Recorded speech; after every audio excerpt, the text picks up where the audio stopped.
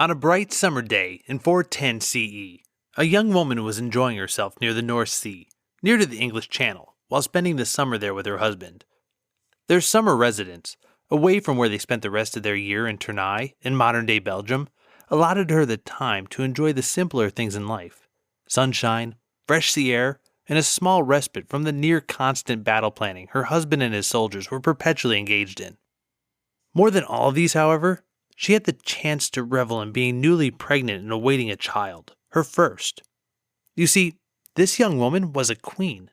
She was young and she was pretty, and she had caught the eye of Clodio, the king of the Salian Franks in northern France. She had one role in this life, and that was to produce for her king a male heir who would, in time, take on the role of king himself. She could feel the baby inside of her now. All she had to do was wait.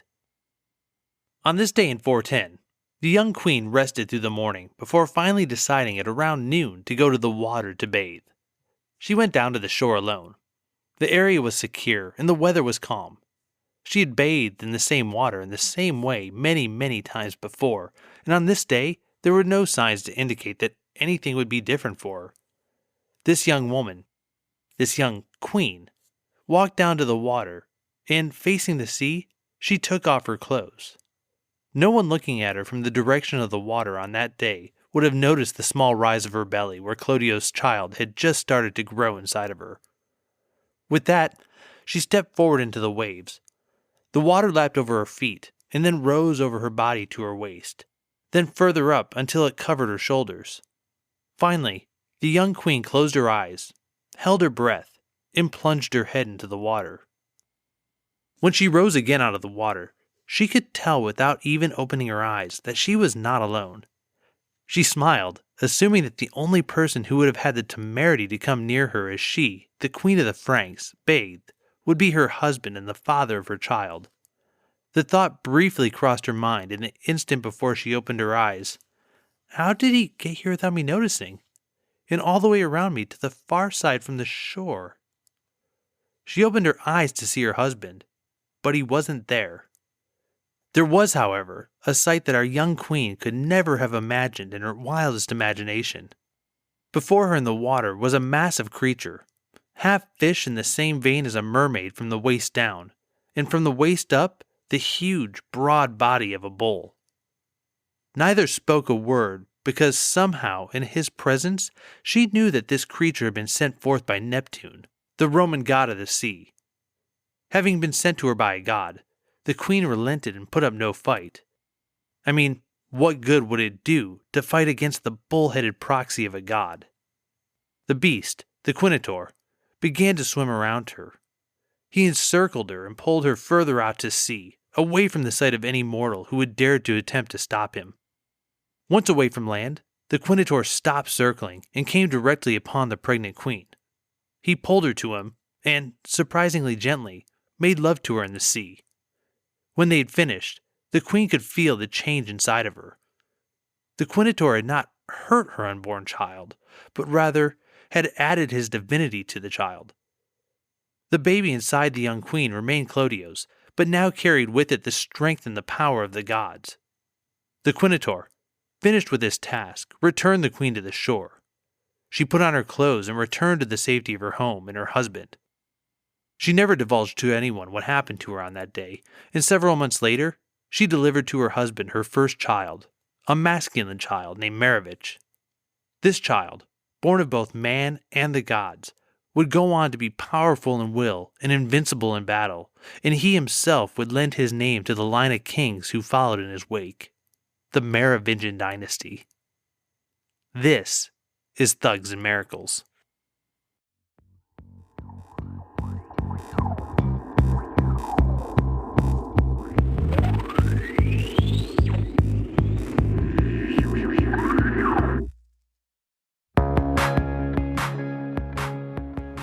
Episode 2, Merovich, the ghost who spawned a dynasty.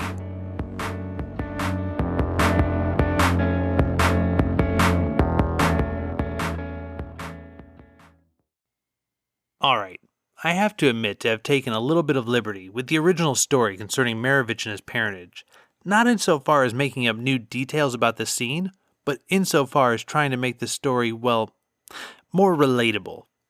You see, the fable of Merovich's dual father parentage was written around 660 CE in a book called The Chronicle of Fredegar. The story, as recounted there, reads much more factually, as if the author is simply committing to paper a half-fact, half-rumor that everybody already knows, which in this case was the fact that the Merovingian kings descended from the gods. Fredegar wrote, quote, "It is said that, when Clodio was staying with his wife on the seashore in the summer, his wife went to the sea around noon to bathe, and a beast of Neptune, resembling the Quinotaur, sought her out. Right away, she conceived by either the beast or her husband, and afterwards gave birth to a son called Merovich, after whom the kings of the Franks were later called Merovingian." End quote. Too simple, right? I mean, the way Fredegar writes the story, everyone just kind of knows and accepts what happens. No one takes issue with the idea of the queen having been seduced, coerced, or assaulted. No one seems to mind the idea that their new king has a third party involved in his creation, or that it's just kind of weird for any number of reasons that a fish-bowl hybrid was the best idea the gods had to impregnate a young woman. And believe me, people have tried to sketch this out, and it never quite makes sense. Now, everyone's just kind of cool with the idea that the new crown prince is a demigod. For what it's worth, that's probably the way the kings of that time would have wanted this story to be taken. You see, 660 is just slightly after the midway point of the Merovingian Dynasty, and 90 years removed from when the dynasty would be replaced by the Carolingians. The world of 660 was shrouded in superstition, and kings were no exception. The Merovingian kings reveled in their ability to give the perception of being mystical healers. They wore their hair long as a sign of their position and their abilities, and they actively used the power of, and their alliance with, the Catholic Church to keep up the appearance of God's rightful rulers. Certainly, allowing a myth to perpetuate that their entire lineage could be connected directly to the gods was unlikely to produce any harm, while at the same time pushing their aura of supernatural supremacy. They may not have actively promoted it, but if the thought were out there...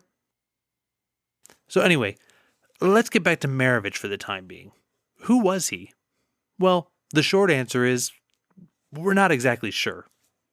There are several stories of Merovich that point to the notion that he was the king of the Salian Franks, the portion of the Franks living nearest the sea in what's nowadays Belgium and the Netherlands.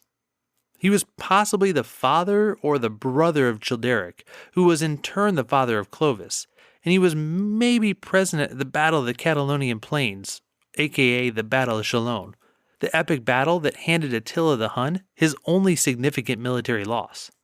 However, none of this is set in archaeological fact, and plenty of what's been set down in the preeminent histories of these times is pretty scant. Take for example Gregory of Tours in his description of Merovich in his History of the Franks. Quote, "Certain authorities assert that King Merovich, whose son was Childeric, was of the family of Clodio." End quote. And that's it. I mean, for being the wellspring of a dynasty and a guy born as the result of a lunchtime tryst with a god's pet bullfish, not to mention someone who stood in battle against one of the greatest military commanders of all time and won, it's just plain weird that Gregory didn't devote more time to him in the history of the Franks. As we'll see, Gregory loved a good story as much as anyone, so in a way it's telling that he didn't have that much to say about Merovich. And for that matter, it wasn't just Gregory who wasn't talking about Merovich. In his General Chronological History of France, written over a millennium later in the 17th century, Francois de Mézeray notes, quote, "He reigned almost 11 years, and died anno 458. We know nothing either of his age, nor of his wife, nor his children, but only that Childeric, his successor, was his son." End quote. All right, with all of this being said, let's focus for a moment on the major event that occurred in the time period when Merovich would have been alive, the aforementioned Battle of the Catalaunian Plains. Again, according to de Mézeray, in this battle, quote, "Aetius, general of the Romans, Merovich, king of the French, and Theodoric, king of the Visigoths, joined their armies together." End quote. In this way, the great powers of Gaul banded together in common cause to stop Attila, the so-called Scourge of God, from marching any further into their territory. But there is so much more to this story. First off, who was Attila? According to the Roman historian Renatus Perfuturus Frigerius, Attila was, quote, of middle height. He was manly in appearance and well-made, neither too frail nor too heavy. He was quick of wit and agile of limb, a very practiced horseman and a skillful archer. He was indefatigable with the spear. A born warrior, he was renowned for the arts of peace, without avarice and little swayed by desire, endowed with the gifts of the mind, not swerving from his purpose for any kind of evil instigation. End quote. He was also at the head of an alliance of his Huns and multiple other tribes, all of whom followed him not so much because of his manly appearance, but because he was considered nearly invincible in battle, and therefore a sure thing to earn his warriors plunder through raids and warfare. He had been running through the Eastern Roman Empire for nearly a decade prior to the Battle of Chalon on June 20th, 451, and after so much time in the East, he was starting to realize three things. First, the East was getting pretty much dried up after so much success by the Huns. Second, the West had been pretty much untouched and was still loaded with wealth. And third, with the legions in the East pretty much destroyed, there was no risk of Attila getting blindsided from the rear if he decided to cross the Rhine. It wouldn't take much convincing to push Attila to attack. Enter Honoria, the sister of Western Roman Emperor Valentinian III. Honoria was one of those women who crops up throughout history, who had the habit of not liking to be told what to do, and who had the gumption to do something about it. This habit has led many historians to label her as wanton and or promiscuous, which quite honestly probably tells us all that much more about the views of the historian writing about her than the woman herself. At any rate, sources tell us that Honoria was married off to a Roman senator named Bassus Herculanus. Not wanting to marry the senator, but also given no say in the matter by her brother Valentinian, Honoria took matters into her own hands and sent word to Attila in the spring of 450 that she could use his help to get her out of this unwanted marriage. Sources differ about what she said exactly, but Attila apparently read it exactly how he wanted to read it. He responded to her by essentially saying, "Yes, I will marry you, and I'll also take half of the Western Empire as dowry." Now, this could have been Honoria's plan, or it could have been the worst possible misreading of a letter asking for a little support, but either way, Honoria's message essentially gave Attila the pretext he needed to invade the West. Valentinian refused to give away half of his empire, and Attila crossed the Rhine in early 451.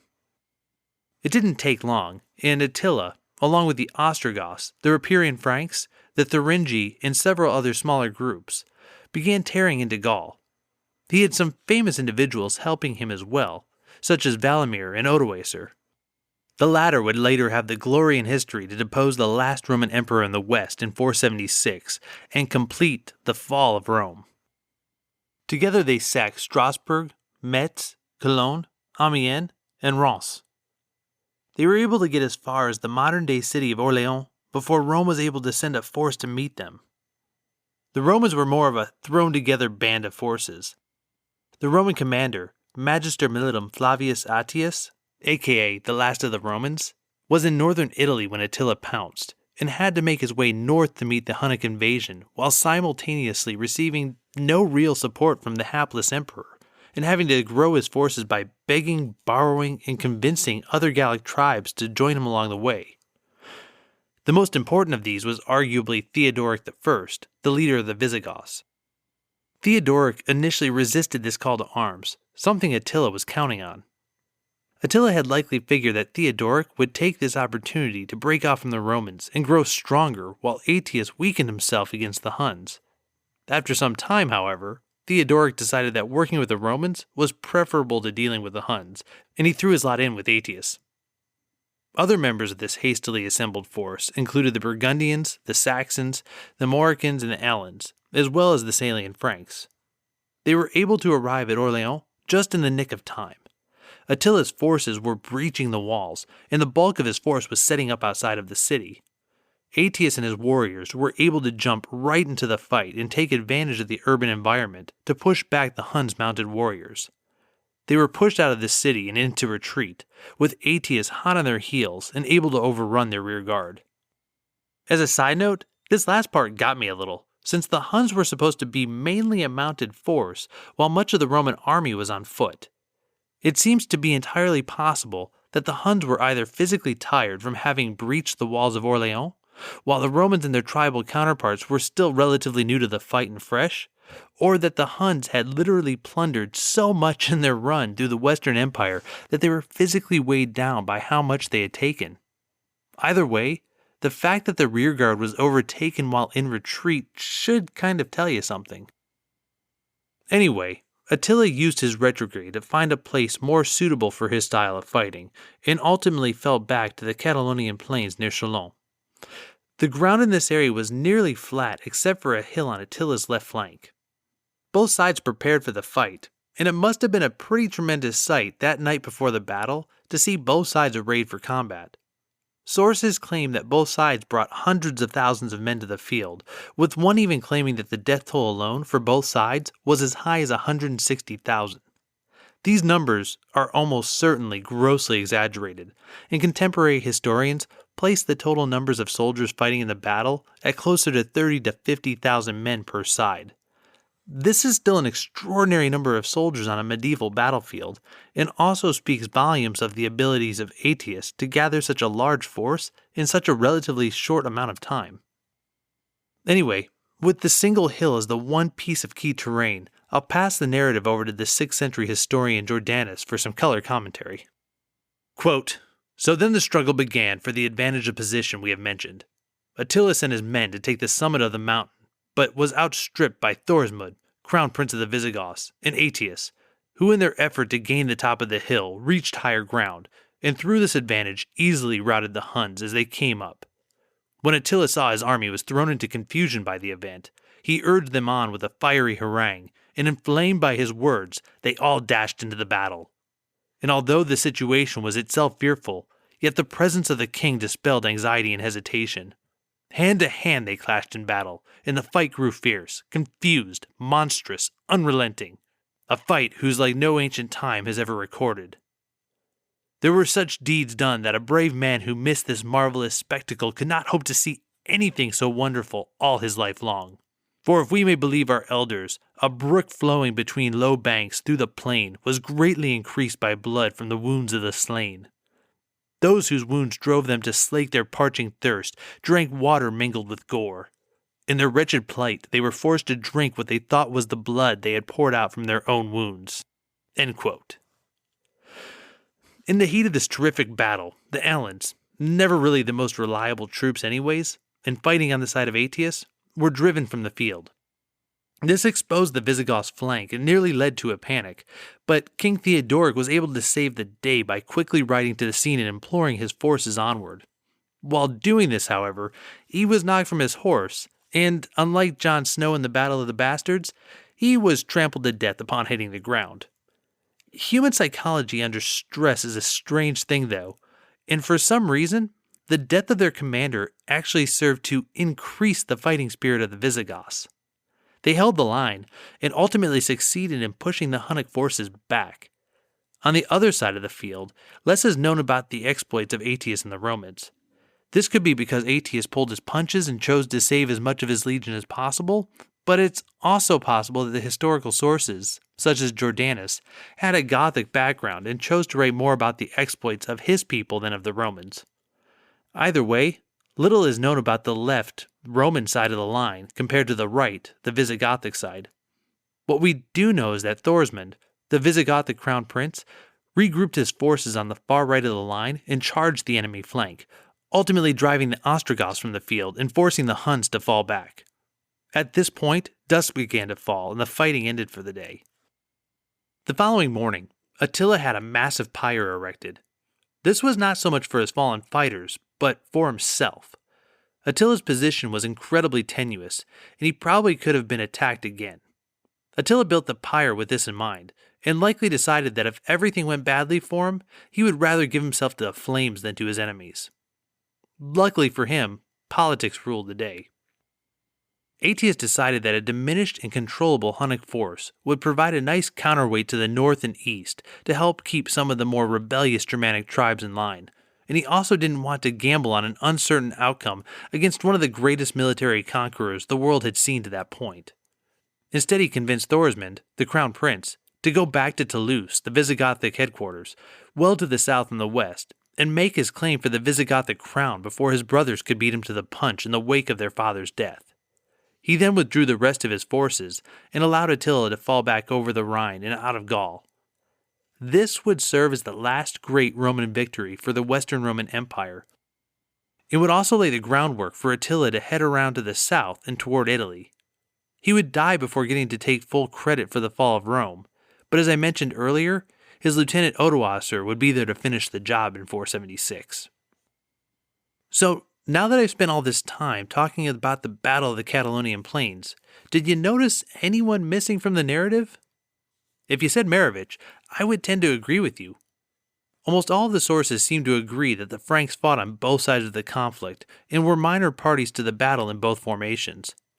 Almost nothing is written of what Merovich actually did at the battle, which begs the question, what was his role in all of this? Was he even there? For what it's worth, I've come to fall into the camp that believes Merovich may not have even existed, or, if he did, he could have just as easily been part of some messy family politics that actually ended with him fighting and dying on the losing side at the Battle of Chalons.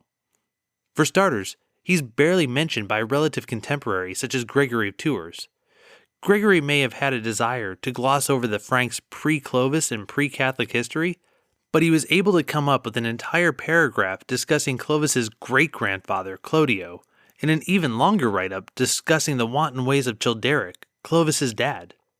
But Merovich, the grandfather, he got just that one line, and even that was couched with the mitigating opening phrase of, certain authorities assert. Outside of his aquatic conception tale, there's just not that much out there talking about the guy. Beyond writing, there's no archaeological evidence to help Merovich's case either. The tomb of his son Childeric was found on May 27, 1653, and provided a wealth of information about both Childeric and Clovis. It was filled with coins and assorted treasures, as well as the remnants of the royal stable, indicating the horses were sacrificed to join their master in death. All in all, it was a relatively lavish affair, and as a result, we can confirm Childeric's existence. We even have a crude idea of what he might have looked like, thanks to his likeness having been captured on his signet ring. None of this exists for Merovich. In an interesting paper on this topic, author and historian Dane Pistano lays out a final, interesting argument against the existence of Merovich based on the timeline of births and deaths that historians feel reasonably confident about. From his paper, quote, "So we end up going in circles, looking for an imaginary King Merovich, who surely never existed. Take away Merovich, and everything works perfectly. Childeric, born in 435, then becomes the younger son of Clodion, described by Priscus. The elder son name unknown. In 450, Childeric would have become 15 and entitled to his portion of the kingship, causing the dispute with the elder brother. His brother sided with the Hun of Attila. It's probably where he met his end at the Battle of Chalons. Our only stumbling block is Gregory's statement that Childeric was the son of Merovich. This may purely be due to the legend that was developing at the time." End quote. So, long story short, if we can accept the idea that Gregory was writing about Merovich as a tacit acknowledgement that people were talking about his crazy origin story and the Merovingian kings having a demigod embedded in their ancestry, rather than out of a well-researched genealogy, then it's easier to take him out of the equation. And if we take him out of the equation, nothing's really lost in the timeline of this era. With all that said, it's possible that Merovich existed, and his exploits were simply not well recorded, and any physical traces of his existence have been lost over the years. But, for my money, it makes more sense that Merovich's name entered the history books when oral tradition started passing down the story of a Quinitar mixing his demigod genetics into the bloodline of the Frankish kings. In general, people enjoy stories like that, and the Frankish kings probably wouldn't have been in any rush to dispel rumors of their divine ancestry. If that's the case, I can see where Gregory would be willing to write about the existence of the man in general, essentially bowing to popular opinion, but not wanting to give any credence to a pagan story, omitted the part about aquatic sea monsters impregnating a queen. Later writers, such as Fredegar, own the story, and in that way, Merovich not only becomes real, but also becomes a great starting point when talking about the line of Frankish kings due to his supposed divinity. And with that, the Merovingian Dynasty got its name, even though Merovich himself possibly never even existed. One final alibi, if you'll permit me. My OCD begins to kick in when I leave a key person's story unfinished. So, going forward, you can expect me to do this near the end of our shows as we say goodbye to historical figures who played a role in our history but don't move on to the next episode. This week, we'll finish Attila and Honoria, the two whose star-crossed love launched the Hunnic invasion of Gaul. As for the first, Attila, he was quick to regroup after his loss near Cologne. He moved into Italy, destroyed Milan, and marched on Rome. He never took the Eternal City, either because A. Pope Leo I was able to send out an embassy to Attila, successfully imploring him not to sack the city, B. The Huns believed Rome was cursed, and capturing it would bring them ruin, C. Attila's army was wrung out due to the malaria and dysentery that was endemic in Italy at that time, or D. A combination of all of the above. Whichever path you chose, the end result was that Attila ultimately fell back to defend his own territory once he received word of the Eastern Roman Empire attacking his rear. In 453, he had one final night of partying after getting married yet again, though never to Honoria, and on that marital night, he withdrew to his room and suffered what was possibly the worst nosebleed in all of recorded history, dying unceremoniously in his sleep. As for Honoria, she didn't fare much better, and depending on how you look at it, worse. Mark Longo put it succinctly. Quote, ultimately, Honoria became neither Roman empress nor a Hun queen. Attila never rescued her, and she was eventually sent back to Rome and left to her brother's justice. Not wanting to cause a scandal by having her executed, and unwilling to send her back into exile where she could scheme again, Valentinian settled on a suitable third option. After years of struggle, Honoria finally suffered the fate she had been dreading all along. She was married off to an elderly Roman senator, and the rest of her life went unrecorded by history. As Oscar Wilde would say centuries later, and as Honoria would almost certainly agree, there's only one thing in life worse than being talked about, and that is not being talked about. Alright, well, thank you again for joining me on this second episode of Thugs and Miracles. In our next episode, be moving on to more tangible history and looking in more depth at Childeric. While I don't doubt his existence, you'll see that the history remains messy. Depending on who you believe, he was either a competent military commander who greatly expanded the holdings of the Franks and fathered one of their greatest kings, or he was a degenerate who was sent into exile for being a bit too over the top and crude, even for a 5th century Germanic tribal leader. We'll explore this in detail and see if we can't form our own opinion. One last thing before we go. The music used for this show comes from Josh Woodward and includes his songs Bully and Lafayette. For a free download of these songs or hundreds of other great tracks, check out his site at joshwoodward.com. Notes on this episode and a list of sources will also be available online at thugsandmiracles.com. Please stop by and leave a comment. You can email me at thugsandmiracles@gmail.com. And you can also hit me on Twitter at thugsandmiracle, or leave a comment on Facebook at facebook.com/thugsandmiracles. Finally, if you've enjoyed the show and have a moment, please consider leaving a review on whichever platform you get your podcasts. My name is Benjamin Bernier, and I'll look forward to seeing you in 2 weeks with the next episode of Thugs and Miracles.